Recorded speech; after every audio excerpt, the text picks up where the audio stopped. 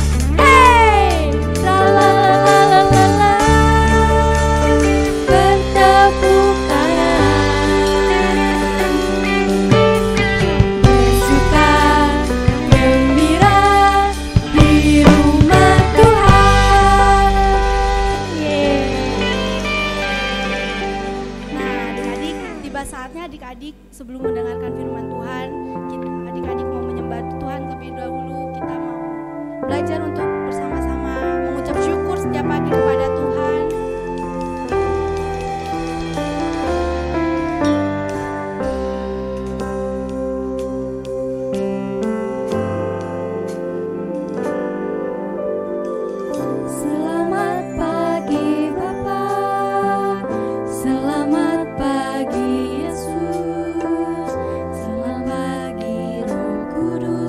Terima kasih kau berkati.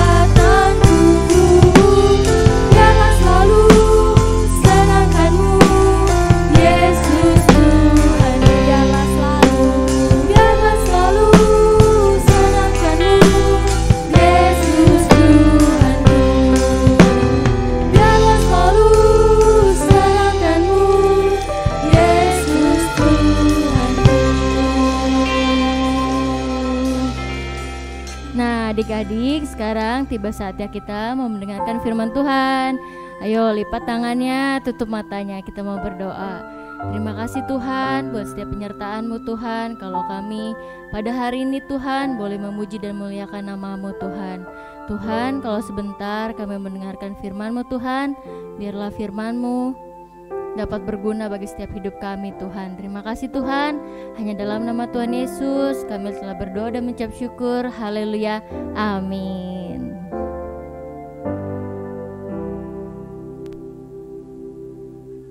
Shalom adik-adik. Nah, gimana nih tadi adik-adik udah memuji Tuhan kan, pasti masih semangat dong. Nah sekarang Cici mau ngasih pengumuman nih. Jadi yang pertama-tama adik-adik tetap mengerjakan tugas ya, karena tugasnya itu menjadi absen untuk periode tahun 2021. Nah jangan lupa setiap minggu adik-adik tetap ibadah ya di YouTube-nya GBT Nazaret. Sampai jumpa di minggu-minggu depan. God bless you.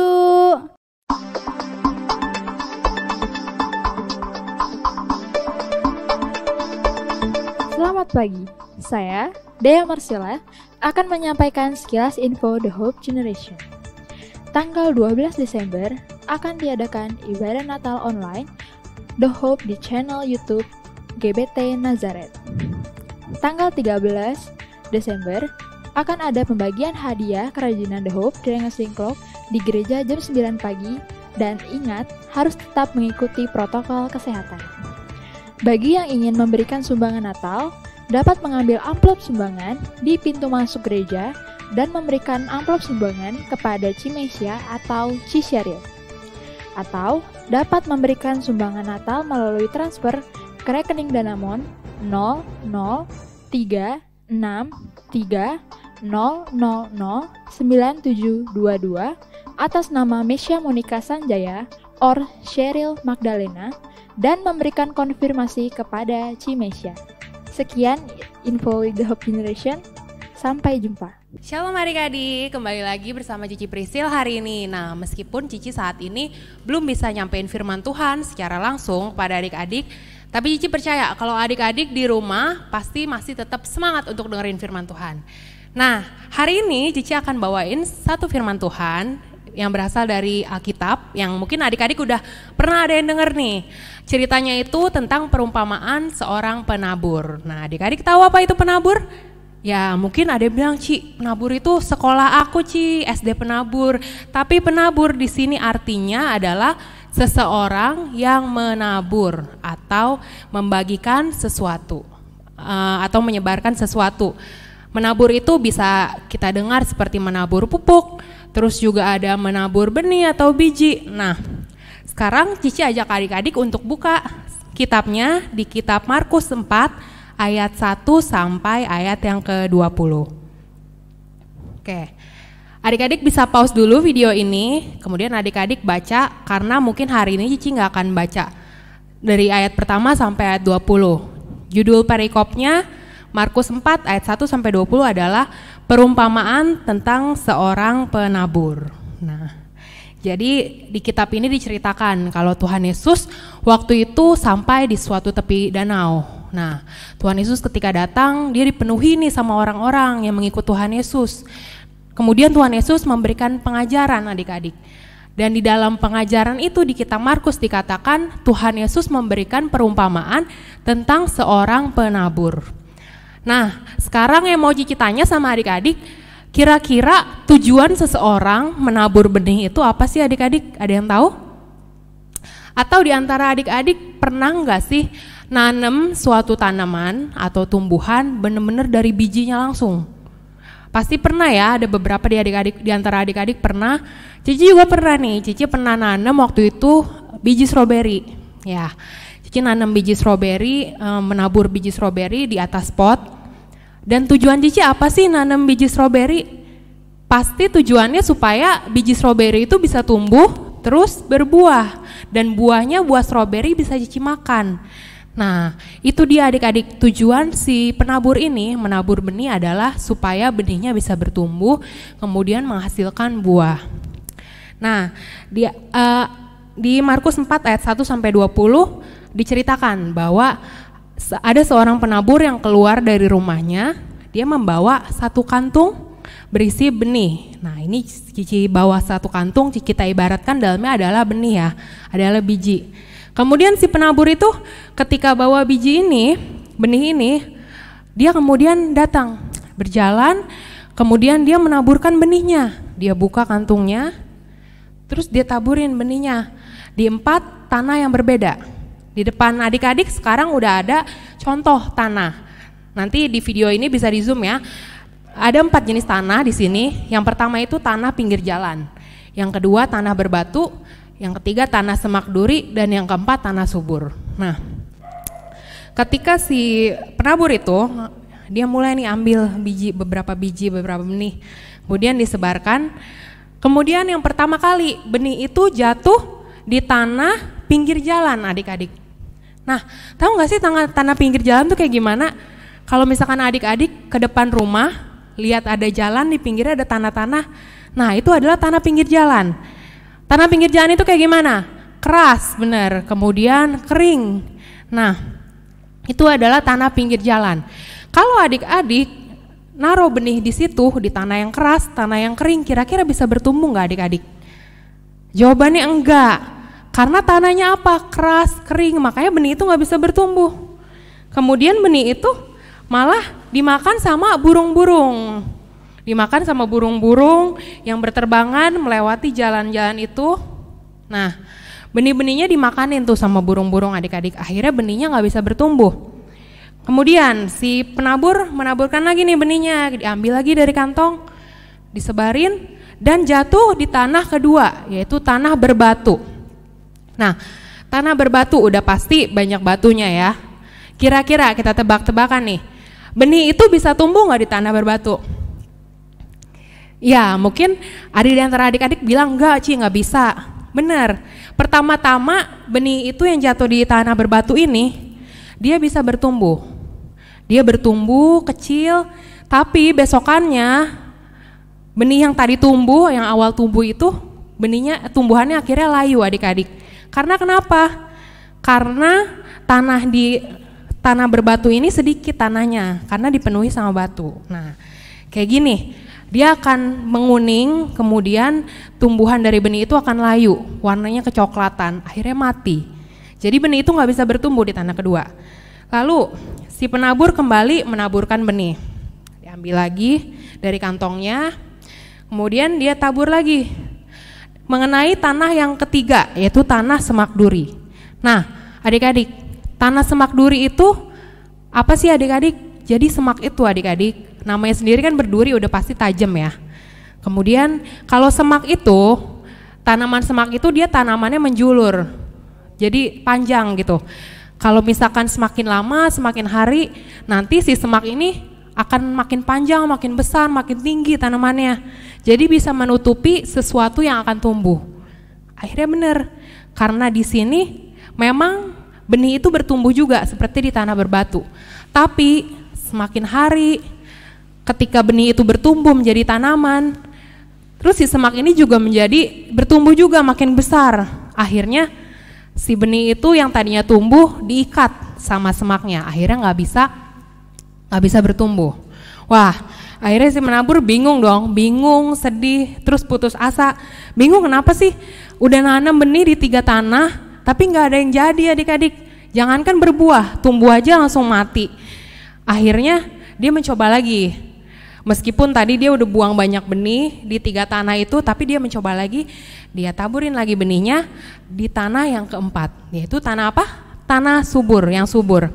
Nah, sesuai dengan namanya adik-adik, kalau adik-adik lihat nanti di kamera, tanah yang subur ini dia nggak ada semak durinya, terus nggak ada juga batu, terus tanahnya juga kelihatan lebih basah dibandingkan tanah pinggir jalan yang kering dan keras. Akhirnya benih itu semakin hari tumbuh, menghasilkan buah. Bahkan di Alkitab dikatakan ada yang 30 kali lipat, 50 kali lipat, dan bisa 100 kali lipat. Seperti ini, misalkan akhirnya yang tadi cuma biji, kemudian semakin lama dia bertumbuh, tumbuh daun, tumbuh buah, dan buah itu bisa dinikmati sama penabur itu. Nah adik-adik, dari cerita ini apa sih yang bisa kita ambil pesannya? Jadi dari kisah si penabur ini, kita ibaratkan benih itu adalah firman Tuhan. Kemudian si penabur adalah Tuhan Yesus. Penabur yang menaburkan benih artinya Tuhan Yesus yang memberikan firman Tuhan. Lalu keempat tanah ini ibaratnya adalah hati kita, hati anak-anak Tuhan. Ada yang pertama tadi apa? Tanah yang di pinggir jalan, tanah yang keras. Itu seperti hati anak Tuhan yang keras, yang gak mau menerima firman Tuhan. Ketika dikasih firman Tuhan dia menolak. Contohnya, kita udah ibadah online 8 bulan ya. Nah adik-adik, coba ada gak di antara adik-adik yang mungkin waktu ibadah di gereja rajin, tapi pas ibadah online hati adik-adik keras, gak bisa dengerin firman Tuhan, menolak firman Tuhan. Akhirnya diajak ibadah, semenjak online gak pernah ibadah. Itu adalah contoh hati anak Tuhan yang keras, seperti tanah di pinggir jalan. Yang kedua, tanah berbatu. Seperti yang Cici bilang tadi, di tanah berbatu benih bisa tumbuh gak? Bisa, tapi gak lama, besokannya layu, mati. Nah, sama seperti anak-anak Tuhan yang awalnya bersemangat nih, ikut ibadah online, dengerin firman Tuhan online, semangat awalnya bisa tumbuh. Lama-kelamaan, 3 minggu, 1 bulan, 2 bulan, 3 bulan, lama-kelamaan males, lama-kelamaan hilang, lama-kelamaan layu, seperti tanaman benih tadi, jadi layu dan mati. Kemudian yang ketiga, tanah semak duri adik-adik. Tanah semak duri itu diibaratkan seperti anak-anak Tuhan yang awalnya bertumbuh juga, rajin dengerin firman Tuhan, menerima firman Tuhan, tapi semakin kelamaan di hidup adik-adik, di hidup teman-teman kita, ada semak yang menarik mereka dari firman Tuhan. Semak duri itu adalah nonton TV, main game, terus ada juga anak-anak zaman sekarang biasanya main Instagram, TikTok. Akhirnya karena adanya semak-semak tadi tuh, semak Instagram, semak game, semak TV, film, kartun, akhirnya yang tadinya ada anak-anak Tuhan yang suka dengerin firman Tuhan, mereka ditarik sama semak tadi. Akhirnya mereka juga jadi tidak mau menerima firman Tuhan. Nah, yang keempat, tanah yang subur, diibaratkan seperti anak-anak Tuhan yang mau menerima firman Tuhan, mau terus belajar, mau terus mendengarkan. Akhirnya dia bertumbuh menjadi anak-anak yang taat dan bisa menghasilkan buah. Buah dari anak-anak yang suka dengerin firman Tuhan apa? Contohnya, yang dulunya suka males-malesan, kemudian setelah dengerin firman Tuhan jadi anak yang rajin. Kemudian juga ada anak-anak yang dulu bandel banget, nakal, melawan orang tua, tapi setelah rajin dengerin firman Tuhan, anak itu jadi anak yang baik, anak yang penurut, menghormati orang tua. Nah, itu adalah buah yang dihasilkan oleh anak-anak Tuhan. Nah, sekarang pertanyaannya, adik-adik mau menjadi tanah yang seperti apa? Mau jadi yang tanah yang keras di pinggir jalan, tanah berbatu, tanah semak duri, apa tanah yang subur? Nah, mari sama-sama adik-adik kita belajar untuk menjadi anak-anak seperti tanah yang subur, yang mau merenungkan firman Tuhan, yang rajin beribadah, memuji Tuhan, dan menyenangkan hati Tuhan. Sama-sama kita lipat tangan kita tutup mata kita berdoa. Tuhan Yesus, terima kasih untuk hari ini kami telah mendengarkan firman Tuhan. Biarlah Tuhan pada hari ini kami boleh belajar untuk kami bisa seperti tanah yang subur, tanah yang hati yang mau menerima firman Tuhan, hati yang mau belajar dari firman Tuhan, hati yang mau taat kepada Tuhan, dan juga hati yang boleh terus menyenangkan hati Tuhan. Terima kasih Bapak. Berkati setiap kami anak-anak-Mu yang sudah mendengarkan firman Tuhan, berkati buat sekolah kami, buat keluarga kami, buat kesehatan. Biarlah Tuhan selalu menyertai kami dan orang tua kami di rumah. Terima kasih Tuhan, segala puji hormat syukur hanya bagi nama Tuhan, dalam nama Tuhan Yesus Kristus. Haleluya, amin. Selamat hari Minggu adik-adik, Tuhan Yesus memberkati.